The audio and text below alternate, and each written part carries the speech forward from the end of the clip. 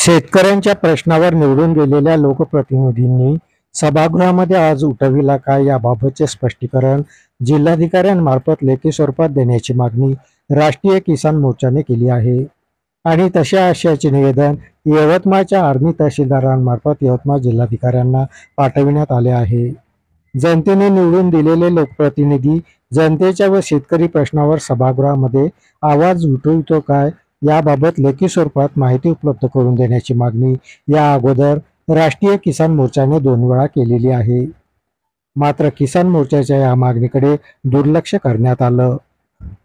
त्यामुळे नेमक्या किती लोकप्रतिनिधींनी शेतकरी प्रश्नावर आवाज उठविला हे कळू न शकल्यामुळे राष्ट्रीय किसान मोर्चाने लोकप्रतिनिधींना 10 जून पर्यंतचा अल्टिमेटम दिला आहे।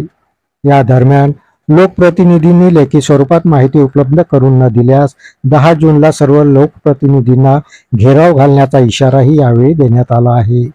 शेतकरी प्रश्नावर आवाज न उठवणाऱ्या लोकप्रतिनिधींना पदावर राहण्याचा कुठलाही नैतिक अधिकार राहत नसल्याने त्यांनी आपल्या पदाचा राजीनामा दिला पाहिजे अशी मागणीही राष्ट्रीय किसान मोर्चाने केली आहे।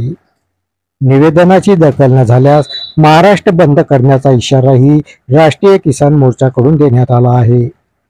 राष्ट्रीय किसान मोर्चाचे आर्णी तालुका संयोजक राहुल मुनेश्वर, मधुकर हटकरे यांच्यासह राष्ट्रीय किसान मोर्चाच्या कार्यकर्त्यांच्या उपस्थितीत आर्णी तहसीलदारांना हे निवेदन देण्यात आले आहे।